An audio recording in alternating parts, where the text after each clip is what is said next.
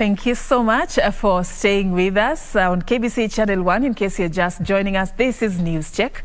As we seek to explore issues that are developing in the country, making news, we have studio conversations to give you depth in some of these issues. And right now, we are just 34 days to the August polls. A lot has been happening, not just at the Independent Electoral and Boundaries Commission, but also among the political players who are eyeing different elective seats in the country.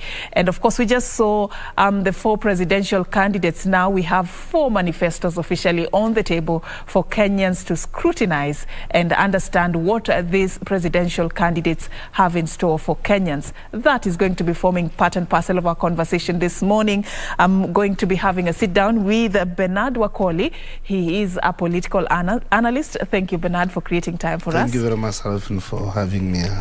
All right, always a pleasure. Thank you. Before we look at the state of the race, earlier we were at Safari Park, live there. You saw preparations for the IGAD summit that is supposed to be hosted right here in Nairobi. A lot is to be discussed in this critical meeting that is going to be targeting about 7 heads of state who are members of the IGAD, talking about food security, talking about development in the region, matters peace, matters security. Just talk to us about expectations and even us hosting it as Kenyans. How big of an opportunity is this for us? Thank you very much, Serfine, again, and welcome viewers. It's a very great pleasure to have such high-end forum taking place in Nairobi and in Kenya generally, because this gives investors a thumbs up that Kenya is a peaceful country and they can invest in Kenya. So in terms of geopolitical positioning, Kenya is positioning itself as one of the leading countries in the region, and a country that can be dependent upon by other neighbors and other regional states. So it's a very important, and the topics that are going to be discussed, like the food security, these are global concern that from the issues to do with the climate change that has resulted into very low production of food. So we expect concrete solutions that are going to address the issue of food security. For example, maybe IGAD can decide to come up with the seeds that are climate change resistant, like maybe the ones that were being used before, a long time ago, that were climate change resistant. And also in terms of security, you know very well that this region has been affected majorly by the issues to do with the Al-Shabaab, and also coming from the impact of COVID-19. It's also very important to know that the Al-Shabaab issue is a big concern, not just in the region, but also globally. Other issues of concern for the security are the conflicts and the inter-conflicts. We have had regional conflicts like the ones we're having between Rwanda and DRC Congo. The other day the presidents were here talking about it. So we hope these matters will be settled so that we have people in Congo living peacefully. The other time we had a conflict between Uganda again on the border between Uganda and Rwanda. As a region, if we embrace peace and understand that some of these conflicts can be addressed amicably within such setting, will be a very important thing. And I just hope that our leaders will be able to come up with concrete solutions to address some of these concerns, some of these issues that affect the citizens of the region. Lastly, on the issue of food security, because I had not talked about it much, we have these agreements about movement of food, animals from one country to the other. I just hope that this region, especially the East African region, leave alone the IGAD and other members, but within the East African region, we can have free trade area, free trade zone, that people can move food from one location to the other. We might be having starvation in Kenya, we might be having shortage in Kenya, yet in Uganda they have some surplus. Tanzania, they have surplus. Why can't we have this movement so that traders in Kenya can trade easily in Uganda, traders in Uganda can trade easily in Kenya, in addition to like protecting our local production, because we also need to protect our farmers and whatever. But there's a way that national governments, the leaders, our presidents and those people, policymakers, can agree on ways of having shortfalls filled, so that we don't have these continued cases of famine like what we are experiencing in Baringo. We have had just cases in Northeastern. You know, it's saddening that at this period in age, people are still dying of hunger. And the other day, World Food Program talked about 8 million, you know, facing starvation. Yeah. So I just hope that our leaders will come up with a concrete solution to the challenges that we face as citizens in the region. When you talk about regional collaboration in addressing food security, I would cite a good example here in Kenya. Just recently, when there was that huge cry of the price of maize flour, unga if you like, and the Agriculture CS Peter Munya announced as part of efforts to sort of tame this skyrocketing price of maize flour, that they are going to adjust levies and taxes of maize imports so that at least the price of unga can go down. Many have complained, saying it's a drop in the ocean, but still, you know, a step in the right direction. That's a drop in the ocean, because when you look at the process of importation, who are the people responsible for importing this maize? You know, there's maize products. Maybe there are people who are well known and they are after making a kill out of this situation. Why can't the government just leave it open to people, traders in Nyamakima, to go to Uganda or Tanzania and import this maize, because they are surplus all over. So apart from having a small cartel of people, you know, who are controlling the market. And you know, in the past we have had cases of maize shortage, being artificial. People create artificial shortage so that they can have that chance now to get in more and make a kill out of the suffering of Kenyans. I think the government should come up with the appropriate measures. Like we are just moving into harvesting season. Although maybe issues to do with the climate change and weather might have affected the production, but we're moving into harvesting season. Like from August, July, people will be harvesting. Why can't the government buy from farmers these maize and store them? Have enough storage for that can take the country for almost a year or two, other than like reacting to situations.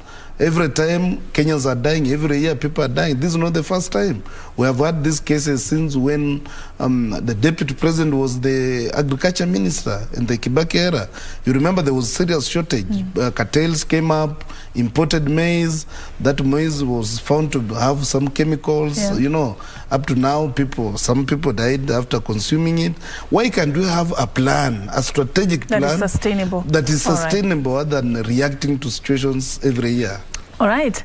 So those are some of the issues and critical questions that are going to be addressed during this upcoming IGAD summit that is supposed to be hosted right here in Kenya's capital, Nairobi. Food security, peace, security, and the development of the region among the issues on the table for the 7 heads of states to discuss. Of course, we'll be staying on top of that for you, just to you know, let you know how this develops. But we want to talk about the state of the race. 34 days to the August polls. Just earlier I was saying, at least now we have 4 manifestos. The last time I was having a sit down with you, it was only one manifesto that we were looking at. So now we have Azimio la Umoja One Kenya Alliance unveiled, was the first to unveil its manifesto, followed by the Kenya Kwanza. On the same day, the Roots Party leader, presidential candidate Professor George Wajakoya also unveiled his manifesto. And yesterday, Agano Party, their flag bearer there, also unveiled his manifesto. So what is the state now that we have for? Personally, I believe you have taken time to interact with this document. I've interacted with them quite well. Let me start with the latest baby on the block. And we have the Agano Manifesto. The Agano Manifesto is majorly on debt recovery. It's majorly on bringing back the money that has been, hidden outside the country, is about increasing devolution fund from the current 35 to 40%. Then they also have another proposal of having almost 50 million to every county from that 40%. So the Agano Manifesto generally is about how to utilize the resources available and how to get the resources that is outside, that belong to Kenya, coming back and being utilized. When you look at the Wajakoya Manifesto, it was very interesting, although some people are talking about it, dramatizing it and, making it look like it was a fanfare. But a keen look at the manifesto unveiled by Wajakoya's party, you realize that it focuses on how Kenya is going to generate resources. Although some experts have come out to question some of the proposals made, like the rearing of snakes and extracting venom from snakes, growing of marijuana. The how is the problem. The how is the problem. The objectives. but again, the objectives are, to me, look very superficious. They don't really bring out the concreteness of a serious presidential candidate who is, the points might come out, but again, a keen look at how the Wajakoya delivers them makes it look like fun, huh? Because at some point he could even go off his manifesto and just start talking in Kiswahili, tutaua, nini, fisi, so that kind of thing. But again, we have countries that have grown marijuana, that have utilized marijuana, but these countries are still very poor. So countries like Jamaica, marijuana is grown there, and people are still in below poverty line. So I just hope that maybe Wajakoya might want to, and his manifesto, it was only 2 pages, Makiu, just a write-up of 2 pages.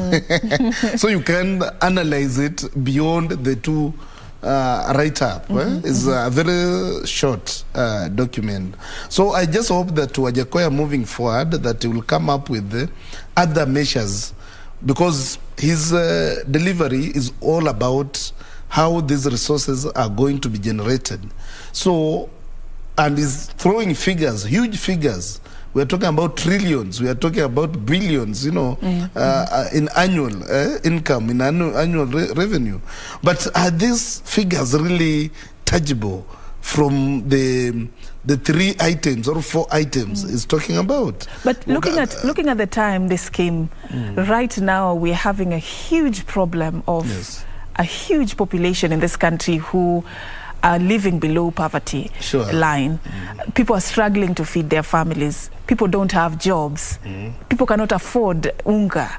And Wajakoya comes with this strategy of helping Kenyans make money at their own, space, without having to rely on the government or subsidies or whatever. The language he used, that he sort of like came down to the level of Mwananchi. I mean, could this be points that probably could attract, Wajakoya's delivery excites a few people who feel the system is undermining them, or the system is exploiting them. But again, when you look at that category of people that Wajakoya excites to a large extent, these are people who have, in most cases, let me say, they are disillusioned. They have, they feel that this is the way to go. But again, it's a good idea. But why can't we expand the net? Why can Wajakoya expand the net wider, other than focusing on 1, 2 items? What about if they fail, like growing of marijuana? As in, it can fail due to weather conditions. And now, is it that when it fails, now the country goes down? because we are talking about natural things, and natural things are subject or are subject to natural calamities. All right. When you are talking about snakes, snakes can die and get extinct. All right. We'll come back to Wajakoya later. Yes. You've stayed on that Wajakoya. I'm moving Let me take you to Kenya Kwanza and Azimio. Yes. What do you think were their strongest points, both manifestos? Those were the two I've talked about were the latest. I'm moving in that direction. Okay. Now we are on Kenya Kwanza. The Kenya Kwanza manifesto is majorly focusing on improving or targeting the people at the bottom of the pyramid. Because I remember the Honorable Deputy President William Ruto focused more on agriculture and said that agriculture is improving agriculture will help to uplift people in the villages. And here he's talking about value addition. He spent much time talking about agriculture and how agriculture can help address the issues we are facing now of food security. Another issue is about SMEs and housing. He's talking about, empowering the people at the bottom of the pyramid to have access to credit, to have access to business opportunities, So his manifesto is, in economics we can say, is micro. Is micro manifesto. It is focusing on small farmers, smallholder farmers, how these people can have food on their table. So those are the things I picked from the Kwanza Manifesto, Kenya Kwanza Manifesto, and most importantly, the issue of housing and settlement. He also talked so much about it. Now, when it comes to, before I go to Azimio Manifesto, there has been this debate about corruption, and we have had Azimio. Azimio supporters saying that Ruto did not mention about how he's going to fight corruption. But I would like to disagree with them to some level, because when I listened to Ruto deliver his manifesto, and having gone through the manifesto, I've seen steps that is talking about how he's going to address the issues of corruption. And in his case, he's talking about strengthening the institutions, strengthening judiciary, strengthening the DPP's office, and strengthening and corruption, so that when these institutions are strengthened, they are able to address their roles, and they are able to play their roles. He talked about the state capture and making corruption look like a weapon to fight other people, like weaponization of corruption by the state, whereby when you hold a different opinion to the other, then you are these agencies are on your door, you are arrested, especially on Friday. Commonly we are referring to them as the shikashika or the kamata, the Friday arrest, so that you are in for the weekend, you are released, there's no evidence presented, So I will support Ruto on strengthening the institutions. Whereas Ruto is talking about strengthening institutions, Raila Azimio is talking about arresting the suspects and jailing them. I find it difficult on how this is going to be implemented, because before you arrest an individual, you need to have concrete evidence of what this person has committed. You can't go on a rampage to arrest people and present. In fact, he was talking of arresting and jailing them. So there's a process. They have to be tried in court. They have to be tried in court. You can't just arrest somebody and jail it because you are the government. But the Azimio side had some strength. The manifesto had some strength when. They talked about free education from primary to university. That's something that is commendable, because as much as we are talking of free education currently, you'll find that parents are still spending a lot of money, are still being asked to pay some levies for the school. And you go to villages, you find children are being sent home.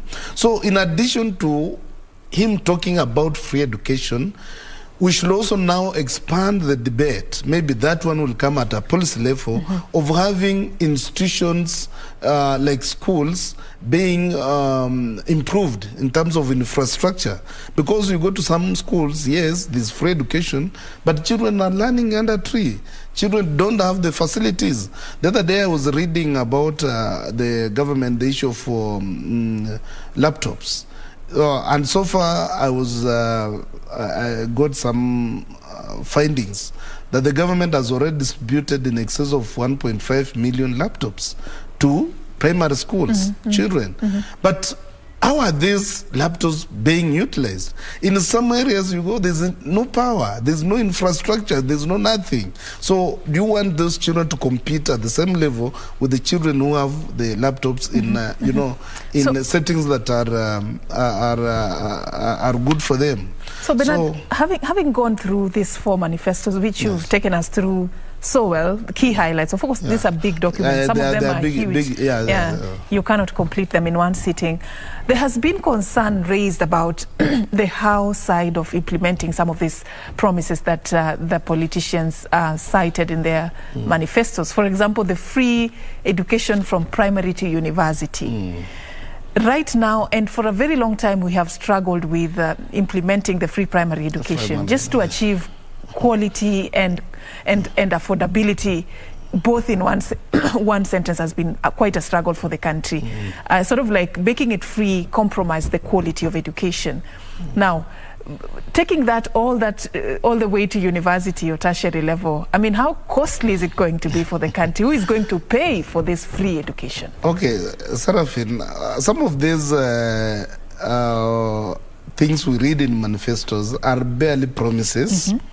And the promises some might be achieved, some might not be achieved at all, some may be achieved below the par, and some might be achieved beyond expectations. So when you look at because that question of how has been coming up in various forums. I've had the Azmio team talking about sealing the corruption loopholes. Martha Karua has been on several occasions quoted by the media saying that there's a lot of money that is lost on a daily basis. The other day when the president was addressing the parliament, he also talked about a country losing 2 billion per day. So the Azmio team is focusing on sealing corruption loopholes and expanding the taxation regime. The Kenya Kwanza side, how they are going to deliver this manifesto is not yet very clear, but they are talking about also expanding the taxation brackets so that we have people who are empowered at the bottom of the pyramid contribute and participate in the tax payment, so that there's a high volume of tax being paid at the national level. But again, if taxation, we are focusing only on taxation and avoid other aspects of revenue generation. Of course, tax is the main revenue for the government. But again, we need to look at ways by which we are not going to make it very hard for people to pay that tax. Like if you come up with a regime that makes it mandatory to pay at a certain percentage, many people will hide. Many people will not be participating in the payment of because tax. It's too high. It's too high, yeah. So maybe if the taxation might be reduced, like the 16% may be reduced to 10%, and so that we have many people, people captured in the tax bracket. What are some of the alternatives, though, that the government can use to generate funds that go away from tax. Tax is the main source of income for the government, we all agree. But then if we all peg everything on tax, that means the more promise we have, the more we will have to part with in terms of money as Kenyans. There are other sources of revenue for the government, like, exporting, foreign exchange, things like that. But Kenya is generally an agricultural country. Kenya is generally an importation country. We don't export. So maybe if these the leading candidates, the Azimio and Kenya Kwanza, might want to look at the issues of seriously industrializing this nation, so that we don't have a situation where we are going to import toothpicks from China. These are things that can be made by local artisans and export, so that we, instead of importing, we are exporting. And so my focus will be, apart from taxation, we focus more on industrialization.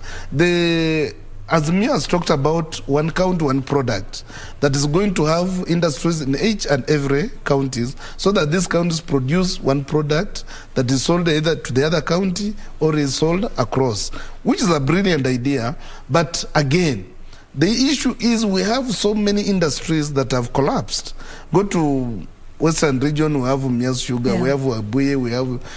What are the plans to revive these factories that have already collapsed? So that before we think about starting new ones, we are talking about reviving those stalled projects, those stalled industries, and maybe coming up with the cottage industries, like the EPZ.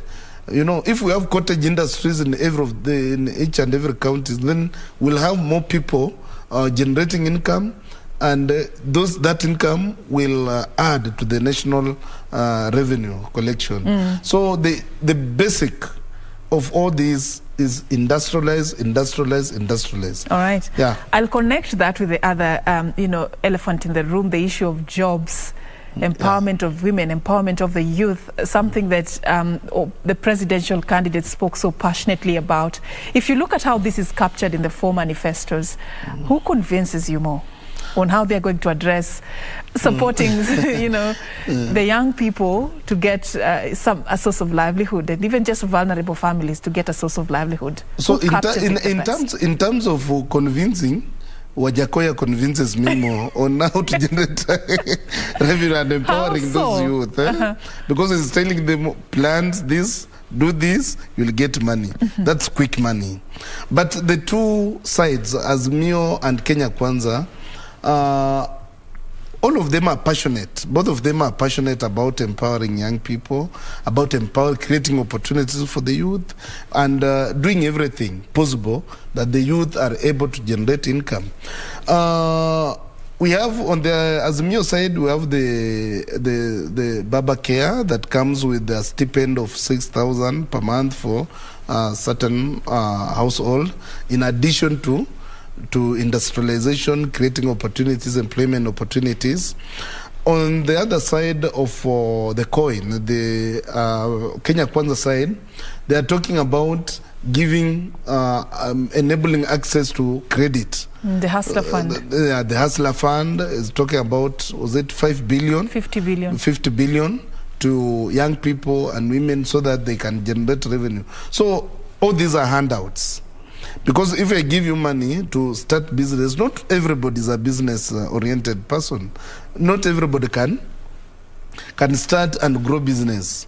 And again, giving me a handout because I'm poor, that you're giving me 6,000 under the social protection fund for the Baba Care, some of that money might not really be of great help to me. What is very important, because Kenya, as we speak now, churns more than 50,000 graduates annually. All these universities are churning out graduates. These people are skilled, these people are professional. So the idea is to have capacity building of these young people, so that we can refocus their mindset from white-collar jobs to jobs that can can generate income for themselves, you know.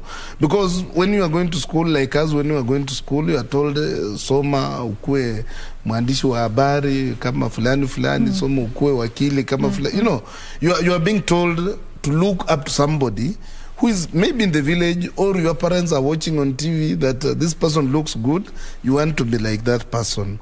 The opportunities have now been filled up. There are no, you know, white-collar jobs. And the economy is not expanding.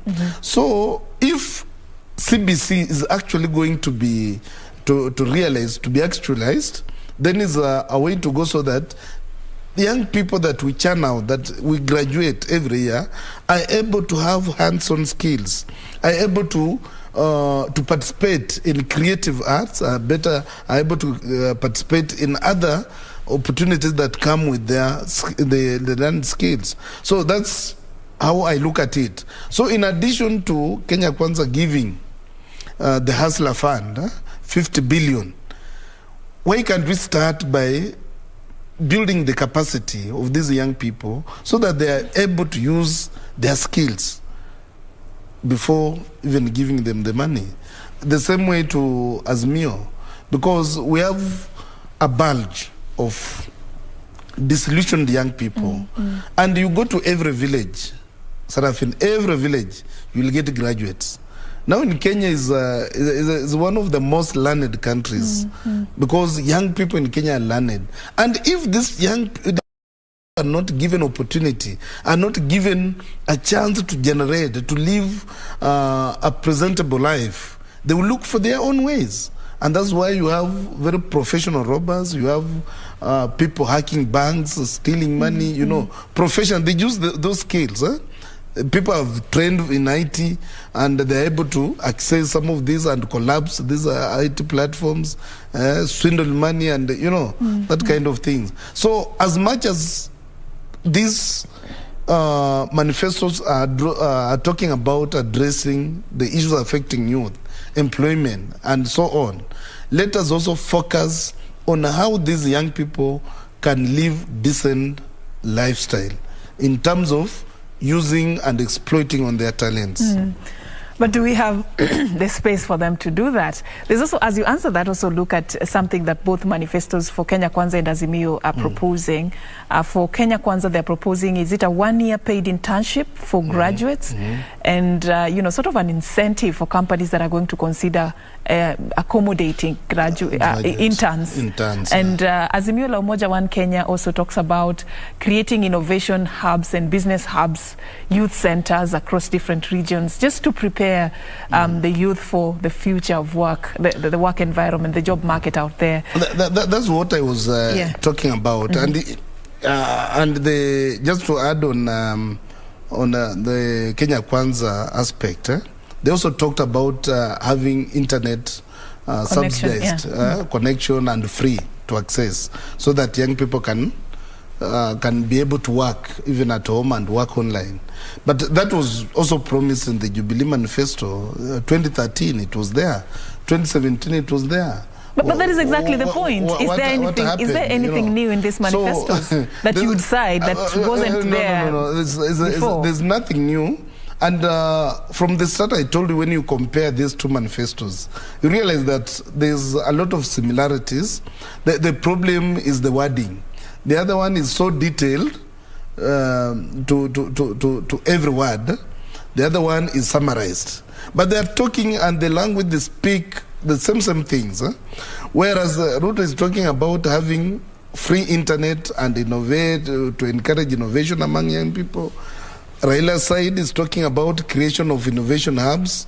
It's the same discussion that arose when we were talking about laptops for children.